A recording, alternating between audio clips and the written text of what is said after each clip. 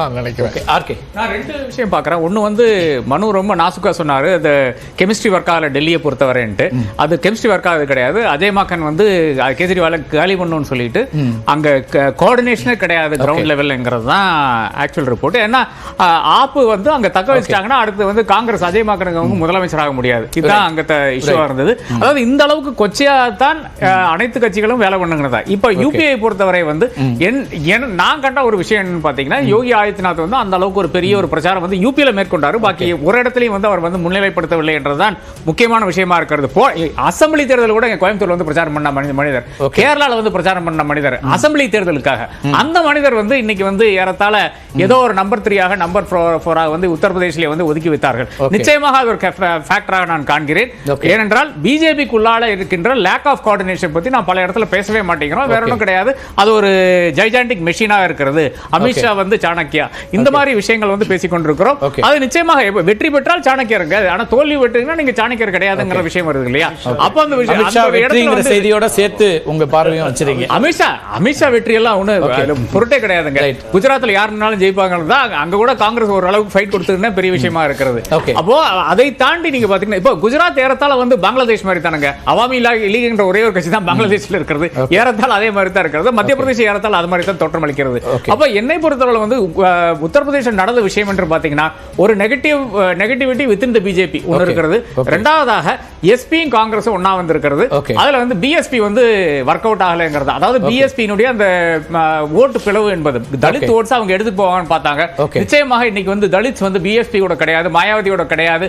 அவர்கள் வேறு நபர்களை வந்து நாடிக்கொண்டிருக்கிறார்கள். நிச்சயமாக எஸ்பியை நடமாட்டார்கள் என்பதில் யாருக்கும் மாற்று கருத்து இருக்க முடியாது. ஆனா சந்திரசேகர் அந்த மாதிரி நபர்கள் வந்து புது நபர்கள் நிறைய வந்திருக்காங்க. அவர்களாகத்தான் அது யூபியில இந்த மாதிரி வித்தியாசம் வருகிறார் என்று அது ஒரு எக்ஸ்பிளேஷனாக வைத்துக் கொள்ளலாம். உத்தரப்பிரதேசம் நம்ம நிறைய பார்க்க வேண்டியிருக்கு. இன்னும் கொஞ்சம் தெலுங்கானா ஆந்திரா போங்களேன்.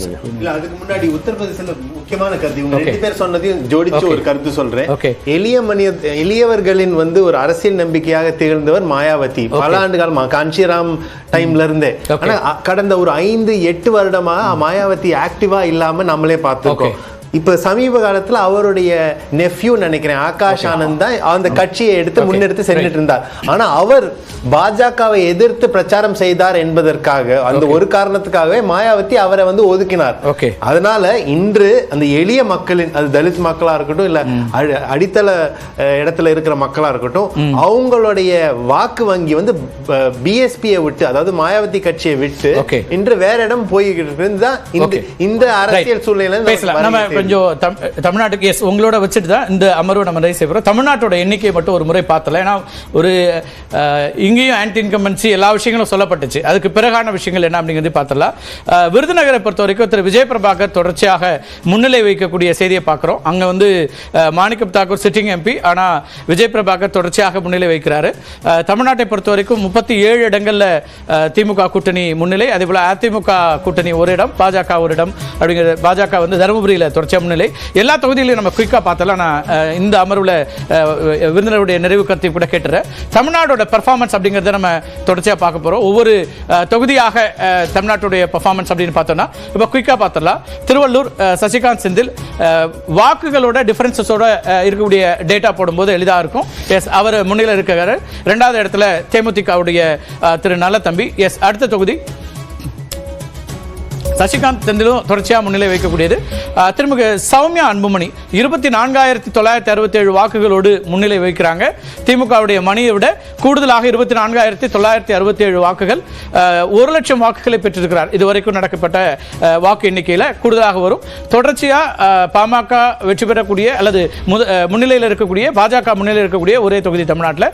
எஸ், அடுத்ததாக அரக்கோணத்தில் திரு ஜெகத் ரட்சகன் 31,186 வாக்குகள் வித்தியாசத்தில் தொடர்ச்சியாக முன்னிலையில் இருக்கிறாரு. 2வது இடத்துல அதிமுகவுடைய திரு விஜயன் பின்னடைவில் இருக்கக்கூடியதை பார்க்குறோம். 2வது இடம் அதிமுக.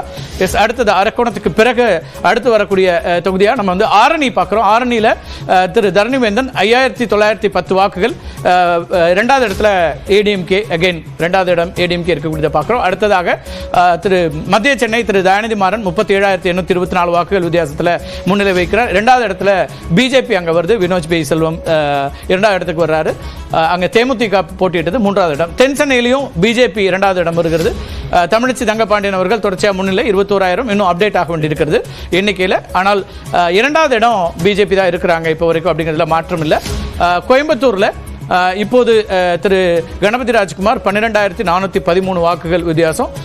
திரு அண்ணாமலை இரண்டாவது இடத்துல இருக்கிறாரு. மூன்றாவதாக சிங்கை ராமச்சந்திரன் இருக்கக்கூடியதை பார்க்குறோம். எஸ், அடுத்ததாக சிதம்பரம் தொகுதி திரு திருமாவளவன் எதுவும் ஒன்றும் அப்டேட் பண்ண வேண்டியிருக்குது. 6,717 வாக்குகள் வித்தியாசத்தில் முன்னிலை அப்படிங்கிறத பார்க்குறோம். எஸ், அடுத்ததாக சிதம்பரம் தொகுதிக்கு அடுத்ததாக கடலூர் திரு விஷ்ணு பிரசாத் 31,000 வாக்குகள் கூடுதலாக பெற்றிருக்கிறார். சிவக்கொழுந்து நம்பர்ஸ் இதுவும் அப்டேட் ஆக வேண்டியிருக்கு. எஸ், இந்த எண்ணிக்கைகளும் இங்கேயும் வந்து அதிமுக கூட்டணி இரண்டாவது இடம். திண்டுக்கல்லையும் அதே போல் 42,000 வாக்குகள் இதெல்லாம் பார்த்தோம். பெரிய மாற்றங்கள் அப்படின்னு இதுவரைக்கும் நிகழல. தமிழ்நாட்டை பொறுத்த வரைக்கும் 38 இடங்களில் திமுக கூட்டணி, தமிழ்நாடு புதுவை ரெண்டும் சேர்த்து 38, ஈரோடு இதெல்லாம் நம்ம ஏற்கனவே பார்த்துருக்குறோம். அப்படின்னா ஒரு பெரிய சேலஞ்சாகவே தமிழ்நாடு இருக்குதா திரு அர்ஜுனமூர்த்தி? ஒரு பெரிய சேலஞ்சு தமிழ்நாட்டு மக்களுக்கு தான் இருக்குது. ஏன்னா இந்த மாதிரி தொடர்ந்து போன தடவை இதே மாதிரி தான் திமுக தான் வெற்றி அடைஞ்சது. திமுக வெற்றி அடைஞ்சும் ஒரு பெர்ஃபார்மன்ஸே கிடையாது. கம்ப்ளீட்டாக நான் பெர்ஃபார்மிங். இதே அப்படியே சென்ட்ரல் நான் பெர்ஃபார்மிங்காக எம்பிஸ் இருக்கிறதுல என்னங்க லாபம் இருக்குது? தமிழ்நாட்டுக்கு என்னங்க லாபம் இருக்குது? வெறுமனே சும்மா நான் பெர்ஃபார்மிங்னா என்ன அடிப்படையில்? எந்த அடிப்படையுமே அவங்க அந்த கவர்மெண்ட் கொடுத்த காசை வாங்கி அவங்க ஏரியாவில் ஏதோ பண்ணதை எவ்வளோ கொடுத்தாங்க சார்? அவங்க ரெப்ரசன்ட் கோவிட் நேரத்தில் அது மட்டும் எல்லாருக்குமே கொடுக்கல சார். தமிழ்நாட்டுக்கு மட்டும் இல்லை, அவர் பிரைம் மினிஸ்டர் கூட கொடுக்கல சார். அது சம்பந்தம் இல்லை சார். நாடாளுமன்றத்தில் அவங்க பெர்ஃபார்மன்ஸ் என்ன கேள்விகளை முன்வைக்கிறாங்க எல்லாமே சேர்த்தா சார் பெர்ஃபார்மன்ஸ். நீங்க ஒரு நல்லா நினைச்சு பாருங்க. இப்ப சரி, நான் என்ன சொல்றேன், ஒரே ஒரு விஷயம் நான் சொல்றேன். இப்ப நீங்க மக்கள் தீர்ப்பு எதிரா பாக்குறீங்களா? மக்கள் அங்கீகரிக்கிறாங்க, அவங்க நல்லா வேலை பண்ணாங்க தானே வாக்களிப்பாங்க. மக்களுக்கு வந்து ஒரு விதமான மூலச்செலவு செய்யப்பட்டது தமிழ்நாடு. அப்ப இந்திய அளவுல தான் பிரச்சனை. இந்தியால அப்படி காமிக்கல. இல்ல இந்திய அளவுல இல்ல, இந்தியா பாருங்க ரிசல்ட் வந்து வேரி. குஜராத்ல என்ன பண்றாங்க? குஜராத் அப்ப எப்படி பார்க்கணும்? அது வந்து பெர்ஃபார்மன்ஸ்க்கானது பார்க்கணுமா, மூலச்செலவுன்னு பார்க்கணும் சார்? அங்க வந்து டபுள் இன்ஜின் சர்க்காரா மாறி இருக்கு சார். டபுள் இன்ஜின் சர்க்காரோட வேல்யூ தான் இப்ப யூபில. உத்தரப்பிரதேசல என்னாச்சு? இல்ல தம்பி, உத்தரப்பிரதேசல என்னாச்சு? இன்வெஸ்ட்மென்ட் இல்ல, மேண்டேட் வரலையே. 35 லட்சம் கோடி இன்வெஸ்ட்மென்ட் வந்தது எங்கன்னா யூபில தான். இங்க அந்த அளவுக்கு யூபில ரிசல்ட் வரலையே. 40க்கு 40 இடம் போயிடுச்சு சார். 26ல நிறைய கதை இருக்கு சார். இதுல ஒரு மெயின் பாயிண்ட் நீங்க முடிவா இருக்கிறதுனால நான் ஒன்னு உங்களுக்கு சொல்ல விருப்பப்படுறேன் சார். தமிழ்நாடுலேருந்து இது தொடர் நிகழ்வுகள் இது மாதிரி நடக்கும்போது நான் வேணா ஒரு விருப்பத்தை வேணா என் விருப்பத்தை சொல்லிடுறேன். திமுக வேணா இந்த தடவை வந்து வெளியிலேருந்து வேணா பாஜகவை சப்போர்ட் பண்ணட்டும். ஏன் சப்போர்ட் பண்ணட்டும்னா அட்லீஸ்ட் தமிழ்நாடு நலம். நான் தமிழ்நாடு மக்களா இருக்கிறதுனால நான் ஆசைப்படுறேன். இவங்க நான் பெர்ஃபார்மரா இவங்க இந்த எம்பிஸ் இங்க அனுப்புறது வந்து எந்த விதத்திலையுமே பிரயோஜனப்படாதுங்கிறதா என்னோட கவலை. ஏன்னா ஒரு எம்பியா இருக்கிறவர் கிட்டத்தட்ட 11 லட்சம் மக்களுக்கோ 12-16 லட்சம் மக்களுக்கு ஒரு பயன்படக்கூடிய ஒரு மனிதனாக ஆகாம சும்மா அப்படி இல்லாம மக்கள் எப்படி சார் ஒரு அரித்மெட்டிக்ஸ்லயே வெற்றி அடைஞ்சு வந்து என்ன சார் லாபம் வரப்போகுது? தமிழ்நாட்டுக்கு என்ன ஒரு எம்பி அரித்மெட்டிக் கால்குலேஷன் போடுறதுக்கு எல்லா ரைட்ஸும் உங்களுக்கு இருந்துச்சு, நீங்க அப்படி ஃபார்ம் பண்ண முடியல, நீங்க தான உடைச்சிட்டீங்க. அப்படி அரித்மெட்டிக் கால்குலேஷனோட வந்திருக்கணும் தானே இப்ப விமர்சகர்கள் சொல்றாங்க. பாஜகவை பொறுத்த வரைக்கும் வளர்ந்து வரக்கூடிய கட்சி சார். நாங்க வந்து இப்பதான் வளர்ந்துகிட்டு இருக்க கட்சி. தமிழ்நாடை பொறுத்த வரைக்கும் வளர்ந்துகிட்டு இருக்க கட்சி.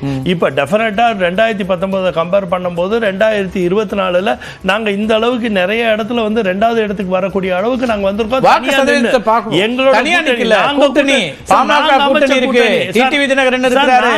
கூட்டணி இதுக்கு முன்னால